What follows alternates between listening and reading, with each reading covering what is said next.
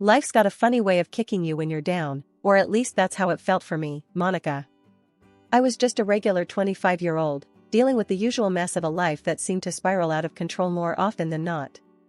My days were filled with the mundane tasks of a job that was as uninspiring as watching paint dry, and my nights? Well, they were spent arguing with Jake, my boyfriend of 3 years.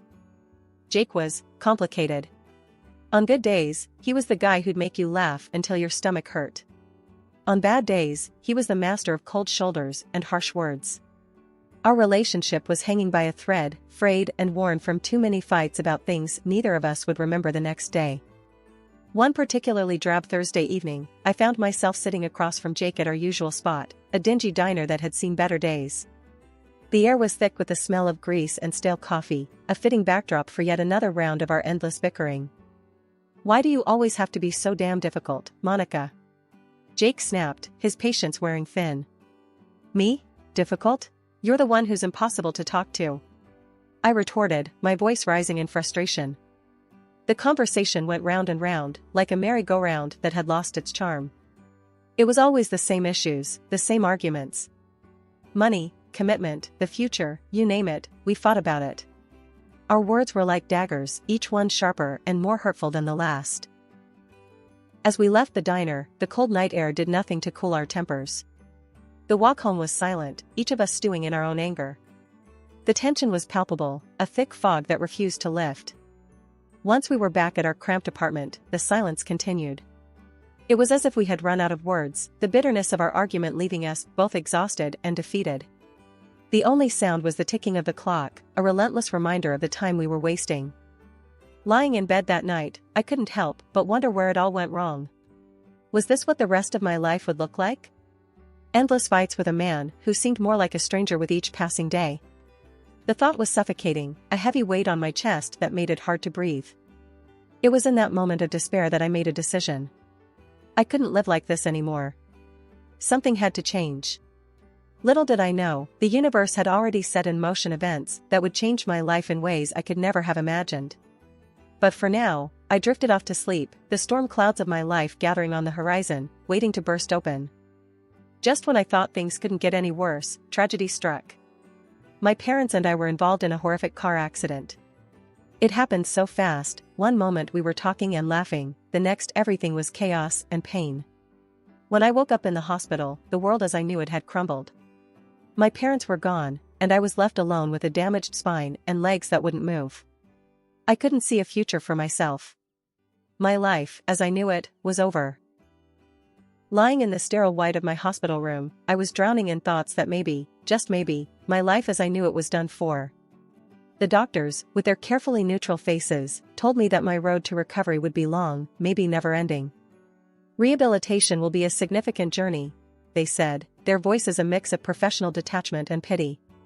But what I heard in their silence was a louder, scarier message. They didn't want to give me false hope. It was during one of those countless, blurred days filled with silent despair that Jake walked into my room, his parents trailing behind him. They had that look people get when they're trying to be strong for someone else, their smiles a bit too tight, eyes a tad too bright. Jake came to the side of my bed, and for a moment, he just looked at me. I saw something in his eyes then, a determination I hadn't noticed before. It scared me a bit, that intensity, because what could he possibly say to make this situation any less of a nightmare? "Monica," he began, and his voice cracked like he was fighting back emotions too big for him. "I know this is probably the worst timing, and I know you're going through hell right now. But I can't pretend anymore. I can't act like what I feel for you isn't the most real thing I've ever felt in my life." His words hung in the air, heavy and unexpected. Then, before I could even process what he was saying, Jake did something completely crazy. He got down on one knee right there on the cold, hard floor of my hospital room. "I love you, Monica. I love you more than I've ever loved anything or anyone in my life. Marry me. Let me take care of you. Let me be the one by your side, through all of this and whatever comes next." His parents, standing just a little behind him, had tears in their eyes. His mom, wiping her eyes with the back of her hand, nodded at me, as if encouraging me to say yes. His dad, a man of few words, just placed a supportive hand on Jake's shoulder, a silent show of approval.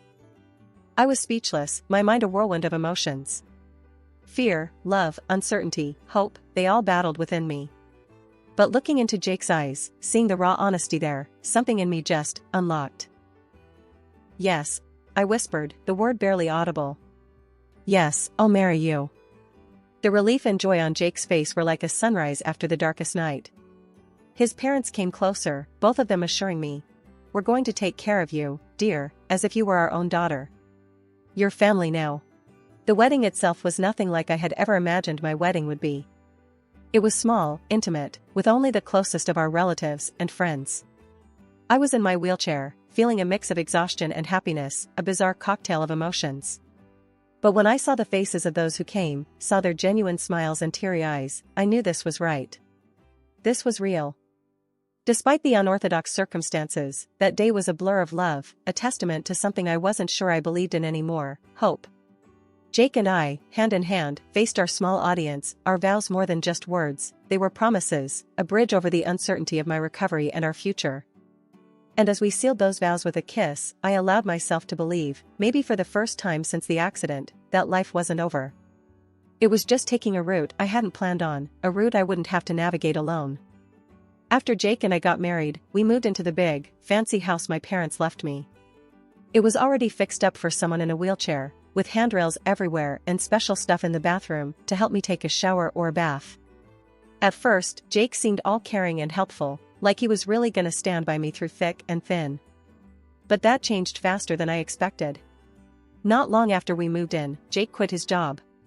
He said it was 'cause he needed to take care of me, but honestly, I wasn't seeing much of this so-called care. His excuse was that we didn't need to worry about money 'cause of the inheritance I got from my parents. According to him, that meant he didn't need to work anymore. But here's the kicker: I ended up doing most stuff by myself. Cooking, trying to clean up as best as I could, struggling to take a bath, it was all on me. Meanwhile, Jake spent his days glued to his computer screen, playing games, or hanging out with his buddies at some bar. He'd come home late, usually drunk, and then he'd start on me, calling me a burden and whatnot. It wasn't just Jake either. His parents, who used to be all sweet and caring before we got married, flipped a switch too. They'd come over, and I'd catch them giving me these looks of disgust when they thought I wasn't paying attention. It was like they saw me as some kind of mistake their son had made. One day, I had enough and confronted Jake about it. I was struggling to make a simple meal in the kitchen, and he just waltzed in, looking for something to snack on. "Can't believe you're just lounging around all day while I bust my ass trying to do basic stuff," I snapped, my frustration boiling over. Jake just rolled his eyes, grabbing a beer from the fridge. "Oh, come on, Monica. You act like you're the only one who's got it tough. I gave up my job for you, remember?" "Gave up your job? Please, you've made that into some kind of noble sacrifice. All you do is mess around all day while I'm stuck dealing with all of this." I gestured around the kitchen, my voice cracking with emotion. "And what's that supposed to mean? You think I enjoy having no life outside of this house? You think I like seeing you like this?" His voice was getting louder, more aggressive. "Having no life? You're out every other night, Jake. How's that having no life? And me? I didn't choose this. I didn't ask for any of it." I was shouting now, tears of anger and frustration welling up in my eyes. The argument spiraled from there, each of us hurling accusations and hurtful words until we were both too exhausted to continue. It was clear as day that the man I married, the family I thought I'd gained, they weren't the support system I'd hoped for. They were just another set of obstacles I had to navigate in this new, harsh reality of mine. As the days turned into weeks, the atmosphere in my home shifted from uncomfortable to outright hostile. Jake's parents, who had once put on a facade of concern and affection, now treated my home like their personal kingdom, blatantly disregarding any semblance of respect or boundaries. Their behavior escalated quickly. They roamed the house as if it were theirs, rummaging through the refrigerator at any hour, taking food without so much as a "by your leave." The living room became their domain, the sofas permanently indented from their constant lounging. The television blared from morning till night, filling the house with incessant noise that grated on my nerves. I remember one afternoon, trying to catch a moment of peace, I asked them, yet again, to lower the volume.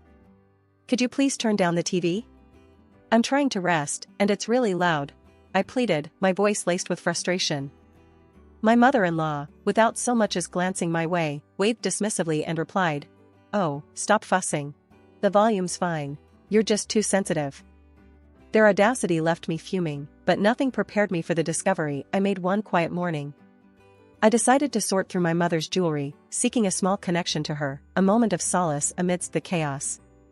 As I opened the cherished casket, my heart sank. The pearl beads, a precious keepsake from my mom, were gone. The shock of their absence was quickly overshadowed by anger when, later that day, I saw the missing beads adorning my mother-in-law's neck. I confronted her, my voice shaking with a mix of rage and disbelief. "Those are my mother's pearls. How did they end up with you?" She feigned confusion, a poorly masked look of guilt quickly passing over her face, before she retorted, "Your mother's? Don't be ridiculous. These have been mine for years. You should be ashamed, accusing me of such nonsense." Her words stung, but they also solidified my growing suspicions about the kind of people I was dealing with. My discomfort turned to vigilance, and it wasn't long before I noticed other items missing: paintings that once graced our walls, expensive dishes that were part of my family's collection. Each disappearance chipped away at my sense of security, leaving me feeling more isolated and betrayed. The final straw came when I caught a glimpse of my mother-in-law one evening, sneaking out with a large, bulging black bag. Her hurried pace and the way she glanced around, thinking she was unnoticed, spoke volumes. I couldn't stay silent any longer. Confronting her the next day, I demanded, "What was in that bag you took out last night? More of my things? More of my parents' memories you decided you're entitled to?" Her reaction was a mix of defensiveness and guilt. "You've got it all wrong," she stammered, avoiding my gaze. "I was just taking some things to donate. Your accusations are hurtful and unwarranted." But her words rang hollow. The evidence was too damning, the pattern too clear. I was living with vultures, picking over the remains of my past life, my family's legacy. The realization was a bitter pill to swallow, leaving me to wonder how I could ever have thought these people were my family.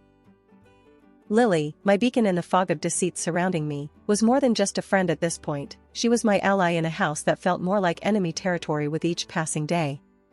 During one of her routine visits for my massage therapy, which had become one of my few solaces, I finally broke down and shared my darkest suspicions about Jake and his parents. The weight of my words hung heavy in the air, thick with betrayal and fear. Lily's response was immediate, a mix of outrage and practicality. "Monica, we need solid proof. How about we plant some bugs in the house? Catch them red-handed?" Her suggestion, radical as it seemed, was a lifeline. Desperation had a way of making the unthinkable suddenly seem like the only option. So, we did just that.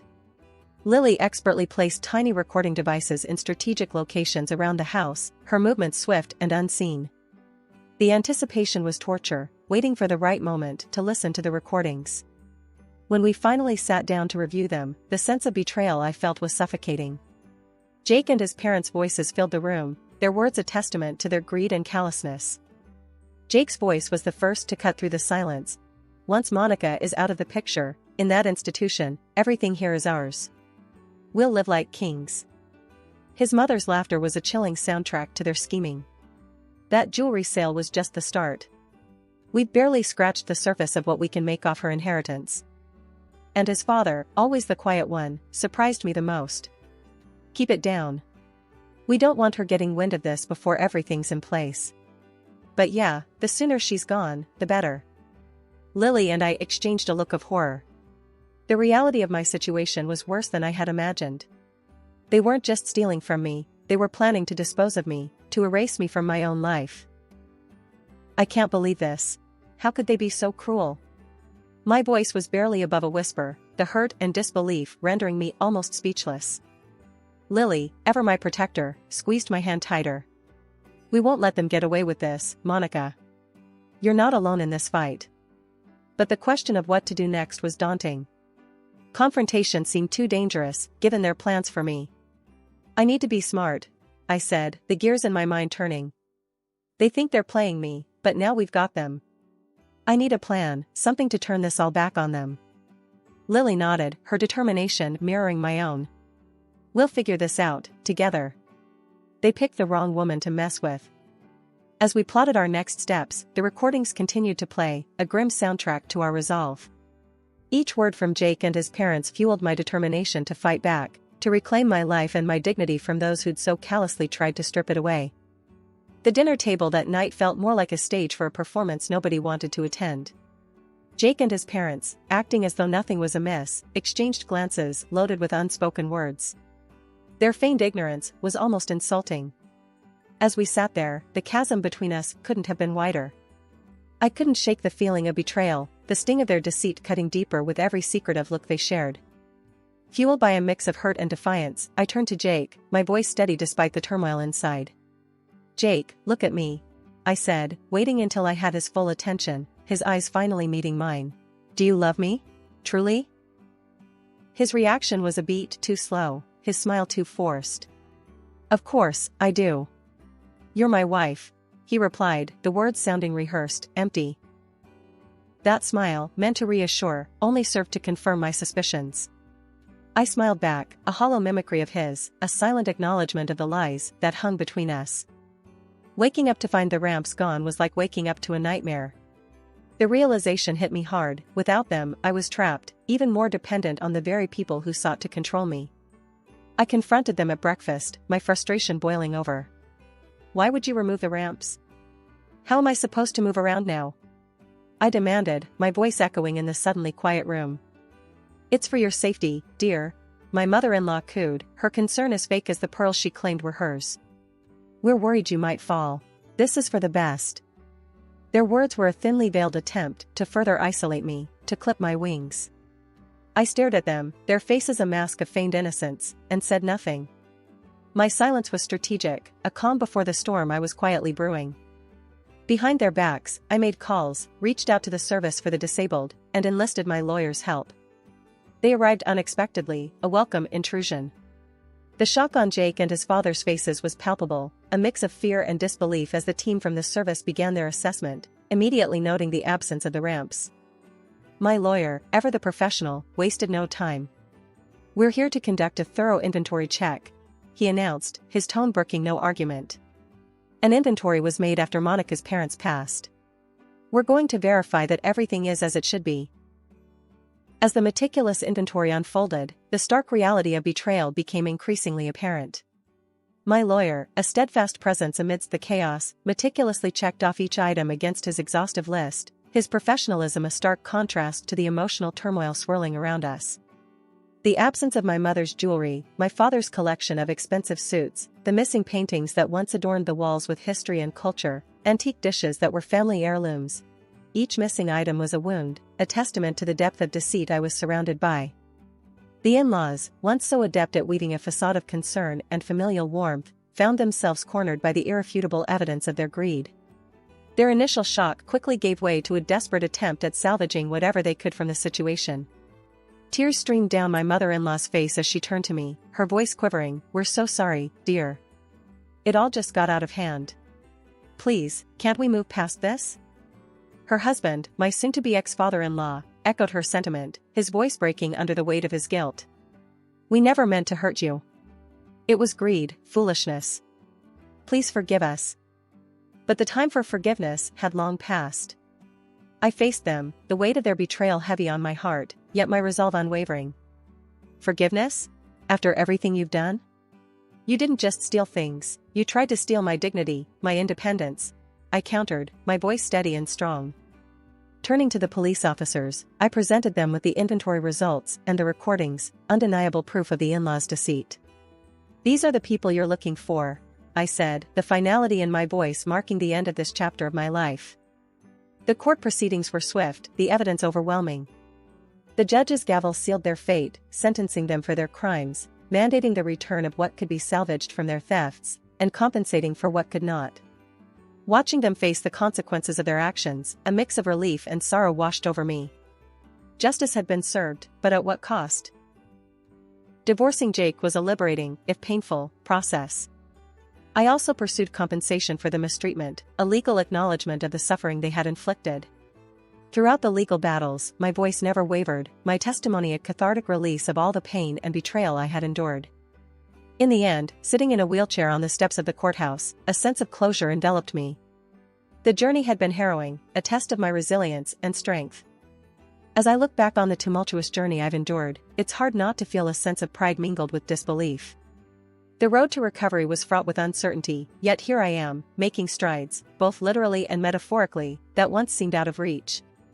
My legs, which doctors feared might never regain their strength, are now carrying me forward, step by tentative step. The sensation of pebbles under my feet, a once mundane experience, now fills me with an overwhelming sense of victory. Your progress is nothing short of remarkable, my doctor told me during a recent visit, his voice tinged with genuine astonishment. It was a far cry from the cautious optimism he offered in the early days of my rehabilitation. Reconnecting with my friends has been a lifeline, their unwavering support a constant reminder that I'm not alone in this fight. We're here for you, no matter what, they assure me, their words a balm to the scars left by betrayal. Jake, the man I once believed would stand by me through thick and thin, has become a distant, almost pitiful figure. Stripped of the financial windfall he so greedily anticipated, he now scrapes by, his calls and apologies a desperate attempt to claw back into my life. Can't we just put all this behind us? Start fresh? He pleads, his voice a mix of desperation and hope. I can't help but laugh, the sound rich with scorn and liberation. Start fresh? With you? I reply, my voice steady and confident. That's a chapter of my life I've happily closed. You're just a footnote now. The flowers he sends, a pathetic attempt at reconciliation, find their way straight into the trash. You think a few roses can erase your betrayal? I scoff, discarding them with ease. They're a reminder of what I've overcome, not of what I've lost. In the midst of navigating this new normal, I've discovered a passion I never knew I had. Painting has become my sanctuary, a way to express the whirlwind of emotions that accompany my journey. An easel and a set of paints are now my most cherished possessions, allowing me to bring memories of my parents to life and to capture the beauty of the world around me. This is how I heal, I explain to anyone who asks, my brushstrokes a testament to my resilience. My transformation is not just physical, it's a rebirth of my spirit. They thought they could break me, but I'm stronger than I've ever been, I declare, with newfound determination. My story, once overshadowed by the actions of those who sought to exploit me, is now a narrative of triumph, a reminder that even in our darkest moments, there is light to be found. This chapter of my life, while born from pain and betrayal, is defined by growth, resilience, and the unwavering belief in the possibility of a new beginning. I am not the same person I was before, I am stronger, wiser, and ready to face whatever comes next with grace and courage.